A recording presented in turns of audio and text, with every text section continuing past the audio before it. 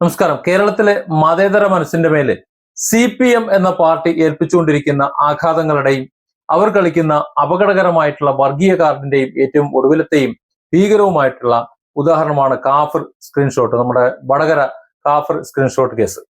ഒരു രാഷ്ട്രീയ പ്രസ്ഥാനം അതിന്റെ അധികാരം നിലനിർത്താനും അല്ലെങ്കിൽ തെരഞ്ഞെടുപ്പ് ജയങ്ങൾക്കും വേണ്ടിയിട്ട് എത്രത്തോളം അധപതിക്കാമെന്നതിന്റെ ജീവിക്കുന്ന തെളിവായിട്ടാണ് ഈ സംഭവം ചരിത്രത്തിൽ രേഖപ്പെടുത്തുന്നത്. നാളിതുവരെ നമ്മൾ അഭിമാനിച്ചിരുന്ന കേരളത്തിന്റെ നവോത്ഥാന മൂല്യങ്ങള്, മതസൗഹാർദ്ദം, ഇതൊക്കെ തകർത്തെറിഞ്ഞ് തരിപ്പണമാക്കി മനുഷ്യനെ മതത്തിന്റെ പേരിൽ ഭിന്നിപ്പിച്ച് ചോര കുടിക്കാൻ നോക്കുന്ന കമ്മ്യൂണിസ്റ്റ് കുതന്ത്രങ്ങളുടെ വികൃത മുഖമാണ് ഇവിടെ അനാവരണം ചെയ്തിരിക്കുന്നത്. വടകര തെരഞ്ഞെടുപ്പ് കാലത്ത് രാഷ്ട്രീയമായ ആശയ സംവാദങ്ങൾക്ക് വഴിയില്ലാതെ വന്നപ്പോ തോൽവി ഭയന്ന CPM കേന്ദ്രങ്ങൾ കെട്ടിച്ചമച്ചെടുത്തതാണ് കാഫർ സ്ക്രീൻഷോട്ട് എന്ന ആ വൃത്തികെട്ട വ്യാജരേഖ.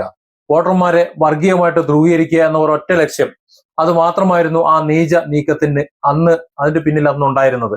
എന്നാൽ ആ കളി അവിടെ കൊണ്ട് അവസാനിച്ചില്ല. തങ്ങൾ ഉണ്ടാക്കിയ ആ വിഷലിപ്തമായിട്ടുള്ള അജണ്ട സമൂഹ മധ്യത്തിലേക്ക് എറിഞ്ഞു കൊടുക്കുക മാത്രമല്ല, തങ്ങൾക്കൊട്ടും താല്പര്യമില്ലാത്ത തങ്ങളുടെ രാഷ്ട്രീയ എതിരാളിയായിട്ടുള്ള മുഹമ്മദ് കാസിം എന്ന ഒരു പാവപ്പെട്ട ഒരു മൊബൈൽ ഷോപ്പ് ഉടമ, ഒരു മൊബൈൽ പണിക്കാരൻ, ഒരു സാധു മനുഷ്യൻ, ഒരു സാധു ചെറുപ്പക്കാരൻ, ആ ഒരു നിരപരാധിയായ ചെറുപ്പക്കാരന്റെ തലയിലേക്ക് അത് കൊണ്ടുവന്ന് കെട്ടിവെച്ച് അവനെ മുച്ചൂട് നശിപ്പിക്കാൻ, അവനെ സമൂഹത്തിൽ ഒറ്റപ്പെടുത്താൻ, തകർക്കാൻ വേണ്ടി ശ്രമിച്ചു. ഒരു മനുഷ്യന്റെ ജീവിതവും അന്തസ്സും കരിയറും തകർത്തെറിയാൻ ഒരു മടിയുമില്ലാത്ത കമ്മ്യൂണിസ്റ്റ് ഗുണ്ടായസത്തിന്റെ മറ്റൊരു മുഖമാണ് അതിലൂടെ ആ കാഫർ സ്ക്രീൻഷോട്ട് ഈ പറയുന്ന കാസിമിന്റെ മണ്ടയിൽ കൊണ്ടുവച്ചതിലൂടെ കേരളം കണ്ടത്, മലയാള ലോകം കണ്ടത്.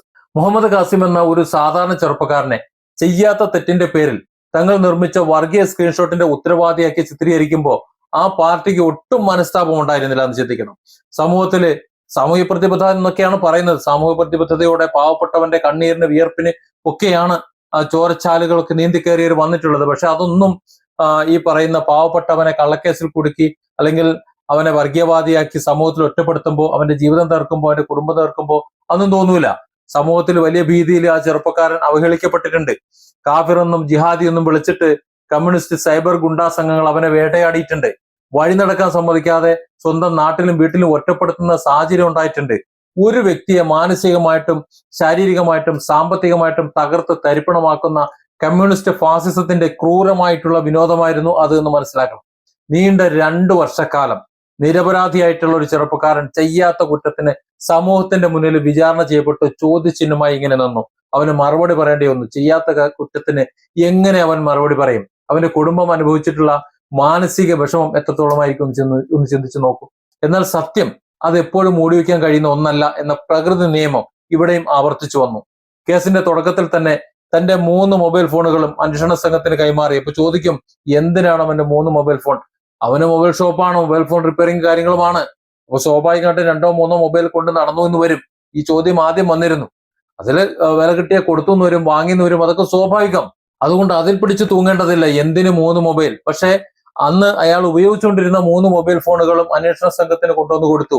ഏത് അന്വേഷണത്തിനോട് സഹകരിക്കാൻ താൻ തയ്യാറാണെന്ന് അറിയിച്ച ആ കാസിമിന്റെ നിരപരാധിത്വം ഒടുവിൽ ഫോറൻസിക് പരിശോധനാ ഫലങ്ങളിലൂടെ പുറത്തു വന്നു. കാര്യം അവന്റെ ഭാഗത്ത് യാതൊരു തെറ്റുമില്ല. പോലീസ് ഈ കേസിൽ അവനെ പൂർണ്ണമായി ഇപ്പോ കുറ്റമുക്തനായി ചെയ്തു. എപ്പോ? 2 കൊല്ലത്തിന് ശേഷം. ഒരു പാപം ചെറുപ്പക്കാരനെ അന്യായമായി ക്രൂശിച്ച പോലീസിന്റെയും പ്രോസിക്യൂഷന്റെയും ഇരട്ടത്താപ്പ് അതാണ് ഇവിടെ തെളിഞ്ഞിരിക്കുന്നത്. CPM നേതാക്കൾ തന്നെയാണ് ഈ വ്യാജ സ്ക്രീൻഷോട്ട് ആദ്യം പ്രചരിപ്പിച്ചത്. പോലീസിൽ പരാതി നൽകിയതും അവർ തന്നെയാണ്.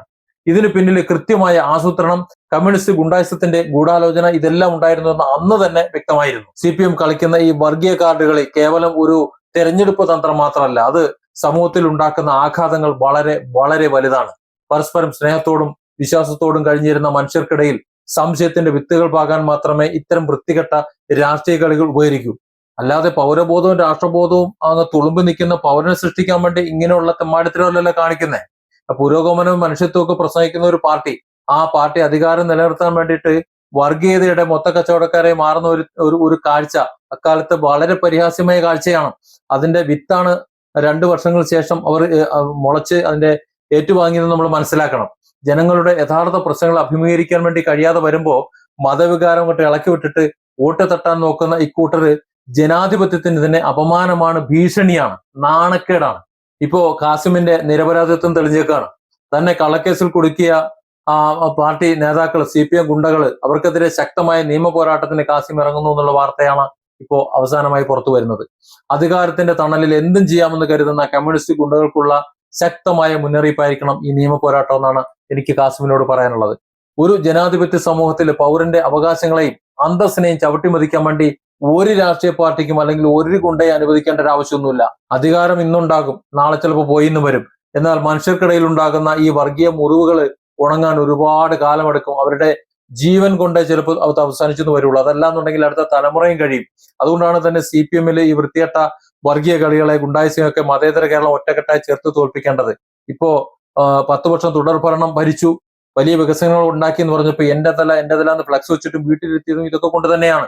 ചെയ്യാത്ത കുറ്റത്തിന് വേട്ടയാടപ്പെടുന്ന ഏതൊരു സാധാരണക്കാരനും ധൈര്യത്തോടെ മുന്നോട്ട് വരാനും നിയമപരമായി പോരാടാനും വലിയൊരു പ്രചോദനമാണ് കാസിമിന്റെ ഈ പോരാട്ടം. അല്ലെങ്കിൽ പ്രചോദനമാകണം. ഇമാതിരി പെട്ടുപോണ ഈ ഗുണ്ടായിസത്തിലും കള്ളക്കേസിലും പെട്ടുപോണ സാധാരണക്കാർ പാവങ്ങളുണ്ടല്ലോ, അവർക്ക് പോരാടാൻ, തങ്ങളുടെ നിരപരാധിത്വം നേടിയെടുക്കാനും അതിനുശേഷം തന്നെ കള്ളക്കേസിൽ കുടുക്കി തന്റെ ജീവിതം തുലച്ചവർക്കെതിരെ പോരാടാനും കാസിമിന്റെ ഈ പോരാട്ടം ഒരു പ്രേരണയാകണം.